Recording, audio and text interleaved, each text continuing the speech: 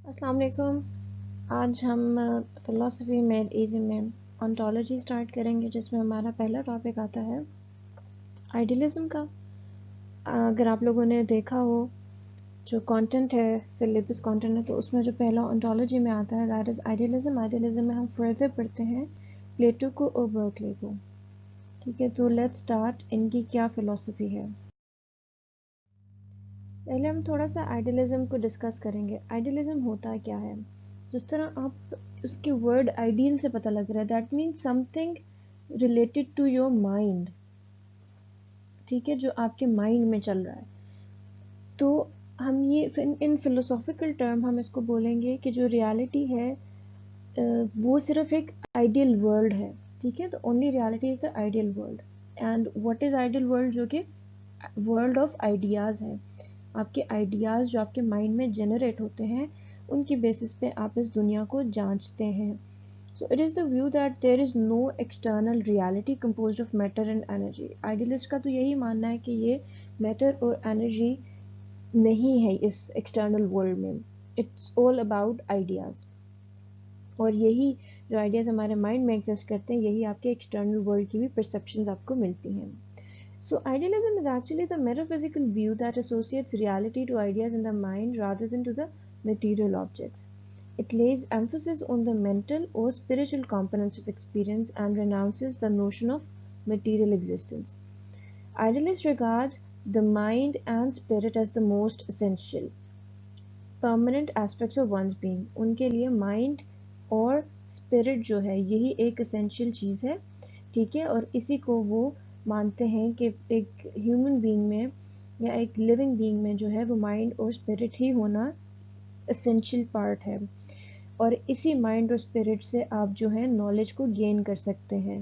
बाकी जैसा एक कॉन्सेप्ट आता है एम्पिरिसिज्म का, वो ये कहते हैं कि सेंसेशन से हमें चीज़ें पता लगती हैं। एक्सटर्नल वर्ल्ड को हम सेंस करते हैं तो हमें सेंसरी डेटा मिलता है, और सेंसरी डेटा से हमें पता लगता है कि external world does exist. But idealism का या आइडियलिस्ट का जो मानना है वो इसके उलट है।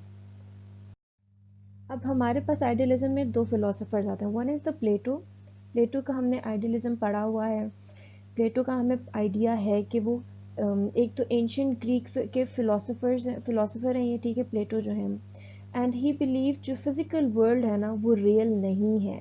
फिजिकल वर्ल्ड क्या है? फिजिकल वर्ल्ड इमिटेशंस है, कॉपी है। किसकी कॉपी है? उस यूनिवर्सल वर्ल्ड की, या उस यूनिवर्सल की, या उस फॉर्म्स की। जैसे हमने जो थ्योरी ऑफ फॉर्म्स पढ़ा था, ठीक है, तो ये जो थ्योरी ऑफ फॉर्म्स है ना, इसमें वो बताते हैं कि हमारे पास दो फॉर्म्स आती हैं। एक आता है यूनिवर्सल और एक पर्टिकुलर्स है। पर्टिकुलर्स क्या है? ये जो एक्सटर्नल वर्ल्ड जो हमें दिख रहा है, ये एक्सटर्नल वर्ल्ड क्या है? ये एक्सटर्नल वर्ल्ड इस यूनिवर्सल या इस यूनिवर्स का या इस यूनिवर्सल्स का कॉपी है। यहाँ पे जो कुछ भी हमें दिख रहा है वो रियल नहीं है। यही बात कर रहे हैं ना कि physical world around us is not real, it is constantly changing. क्योंकि फॉर एग्जाम्पल आपका एक ब्यूटी का कॉन्सेप्ट है, तो ब्यूटी का कॉन्सेप्ट एक आपका है जो यूनिवर्सल कॉन्सेप्ट है, लेकिन जब आप इस दुनिया में देखते हैं तो आपका ब्यूटी का कॉन्सेप्ट चेंज हो रहा है। ठीक है, विद चेंजिंग माइंड्स, या वो चीज़ जो जैसे जैसे आप डिफरेंट, फॉर एग्जांपल आपने फ्लावर देखा, आपको वो भी ब्यूटीफुल लगा। आपने वेमेन देखी, आपको वो भी ब्यूटीफुल लगी। आपने कोई और सीन देखा, आपको वो भी ब्यूटी, तो मतलब इट वेरीज। ठीक है, कॉन्स्टेंटली चेंज हो रहा है। लेकिन क्या है, आप इसको नहीं कह सकते कि ये जो है ना ये रियलिटी, बिकॉज रियलिटी वो होती है जो चेंज नहीं होती। So this is a world of ideas which is a world of unchanging and absolute truth. ठीक है, ये वर्ल्ड ऑफ आइडियाज वो यूनिवर्सल्स की बात करें कि ये वो यूनिवर्सल आइडियाज हैं जो कि अनचेंजेबल हैं और एब्सोल्यूट ट्रूथ हैं। ठीक है, ये प्लेटो की रियलिटी है। So what he actually thinks, does such a world exist independent of human mind? ठीक है, कि ह्यूमन माइंड से इंडिपेंडेंट भी कोई वर्ल्ड एग्जिस्ट करता है, तो in Plato's thought कि yes it does exist, and whenever we grasp an idea or something with our mind's eye, we are using our mind to conceive of something in the ideal world. ठीक है, हम अपने mind को use करके कुछ ideas conceive कर रहे हैं। ये जो हमें वर्ल्ड दिख रहा है, ये जो है, this is not real. Real world वो है जो हमारे माइंड में है। So there are number of proofs of this ideal world. आगे देखें, अब इसमें उन्होंने दो प्रूफ दिए हैं। One is the concept of geometry और दूसरा उन्होंने कॉन्सेप्ट दिया मॉरल परफेक्शन का। अब कॉन्सेप्ट ज्योमेट्री का क्या, उन्होंने कहा कि कॉन्सेप्ट ऑफ सर्कल है या कॉन्सेप्ट ऑफ ट्राइंगल की अब बात करते हैं। ट्राइंगल की बात करेंगे तो क्या आप ट्राइंगल को देख सकते हैं कि मतलब ये 3 लाइंस लगी होंगी तो ये ट्राइंगल होगा? It's a concept in your mind, it's an idea in your mind कि इस तरह त्रिकोणों वाला जो होगा उसको त्रिकोण बोलेंगे, या 3 लाइंस वाला इसको हम ट्राइंगल बोलेंगे, इस तरह वाला जो होगा हम इसको सर्कल बोलेंगे। It's a concept, it's an idea in our mind.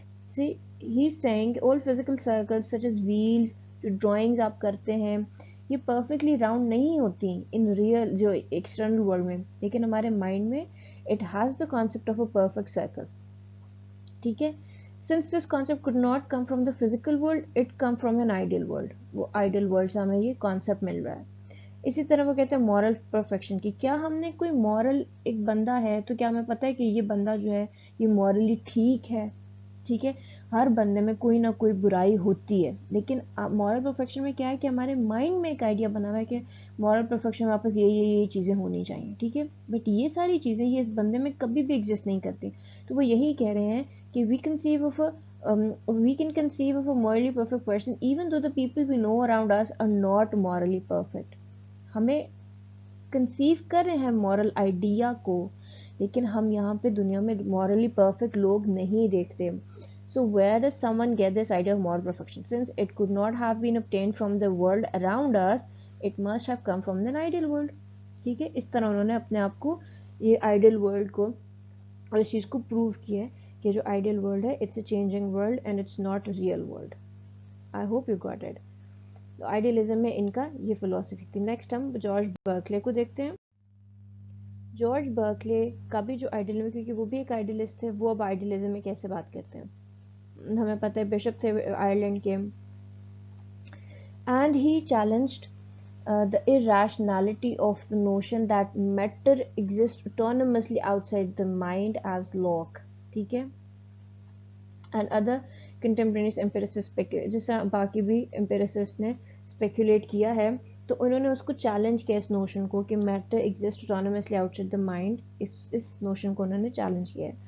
So Berkeley को इमटेरियलिज्म या आइडियलिज्म भी बोलते हैं। Immaterial ontology maintain material substance के नॉट बी रियल। उन्होंने कहा है कि जो मटेरियल सब्सटेंस हैं ये रियल नहीं है beyond the confines of the mind.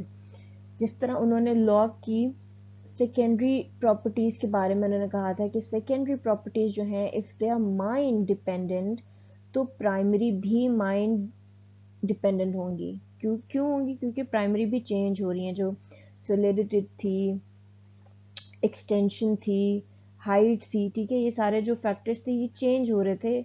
And ये कैसे चेंज हो रहे थे? ये on the basis of mind change हो रहे थे। एक बंदे को कुछ और दिख रहा, दूसरे बंदे को कुछ और दिख रहा, तो माइंड की परसेप्शन। इसलिए उन्होंने कहा कि फिजिकल वर्ल्ड एग्जिस्ट नहीं करता। ठीक है, ओनली फोर्स, जो लाइफ फोर्सेस है, क्या स्पिरिट है या सोल है, they are able to function causally through perception. सिर्फ यही फंक्शन करती हैं, स्पिरिट, सोल, जिसको वो माइंड भी बोलते हैं।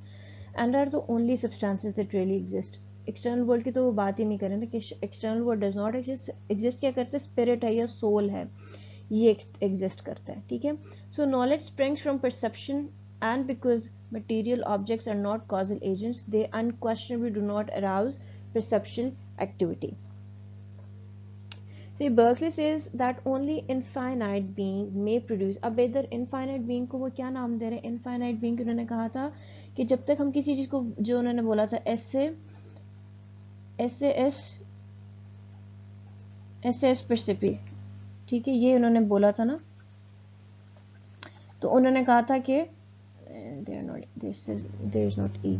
अच्छा, SAS परसिपी में उन्होंने कहा था कि to be is to be perceived, कि जो हमें जो perceive कर रहे हैं, ठीक है, to be is to be perceived, हम वही perceive कर रहे हैं जो हमारा mind perceive कर रहा है। we are the perceivers, और जो हम perceive कर रहे हैं उनको perceptions कहा जाता है। सही, और हम जो perceive कर रहे हैं वही real है। to be is to be perceived, ये उन्होंने बात की थी। तो उन्होंने कहा था कि जो अगर हम अपने आप को या एक दूसरे को परसीव करना छोड़ देते हैं तो क्या मतलब वो एग्जिस्ट नहीं करेंगे? तो उन्होंने कहा था कि नहीं, जब उन्होंने कॉन्सेप्ट ऑफ गॉड, जैसे उन्होंने कहा था there is an infinite being, ये कॉन्सेप्ट ऑफ गॉड है, ठीक है, कि ये जब तक परसीव करते रहेंगे तब तक सब चीज़ें, ये दुनिया जो है वो एग्जिस्ट करती रहेगी, ठीक है। And they may produce and direct causally the perception of, और इनकी वजह से हम परसीव करें, ये हमें बताते हैं कि हमने क्या परसीव करना है, तो उस तरह हम चीज़ों को परसीव कर रहे हैं। इन्होंने क्या कहा, इन्होंने कहा कि जो मैन के जो आइडियाज़ हैं, they are emitted from the divine and thus all humans are merely ideas, all human भी merely आइडियाज़ हैं। क्यों? क्योंकि उसको एक डिवाइन जो पावर है वो आइडियलाइज करी है या परसीव करी है in the mind of God, ठीक है। They are humans are merely ideas in the mind of God. When he thinks of us we are begotten and existing activity, जब वो हमें परसीव करना छोड़ देगी तो हमारी एग्जिस्टेंस भी खत्म हो जाएगी। So it is ultimately God who causes us to sense the physicality of objects by means of his direct volition. ठीक है, मतलब जब तक वो हमें कराना चाह रहे हैं परसीव, तब तक हम परसीव करें, हमें भी समझ में आ रही है। First he will conceive the idea that we humans sense or perceive an object and then we actually do as he thought. समझ में आ गई बात, की पहले वो हमें परसीव करते हैं, ठीक है, पहले वो एक आइडिया को कंसीव करें दैट वी ह्यूमन सेंस और परसीव एन ऑब्जेक्ट, ताकि हम एक जो है कुछ किसी ऑब्जेक्ट को परसीव या सेंस कर सकें, और फिर हमें वो दिखाना चाहते हैं जैसे वो सोचते हैं। So the effect of God's mind on the mind of humans is required for sensation to occur. So हमें गॉड के माइंड की ज़रूरत होती है। So he explicate all physical objects are perceived by sensation, जो सारी फिजिकल ऑब्जेक्ट्स है ना वो सेंसेशन से हमें मिल रही हैं। मटेरियल ऑब्जेक्ट्स जो हैं वो सिर्फ मेयरली आइडियाज़ हैं हमारी नज़र में, हम जो है मेयरली आइडियाज़ हैं गॉड की नज़र में, ठीक है, इस तरह ये चीज़ें चल रही हैं। So they are obtained through perceptual activity and their attributes are sensible rather than being physical properties. Sensation is therefore impossible without the presence of ideas, or else anything sense would be unperceived and unthought. So Berkeley क्या कहते हैं? He asserts that all physical things in this world are ideas of the divine and specifies this concept as esse percipi. To be is to be perceived.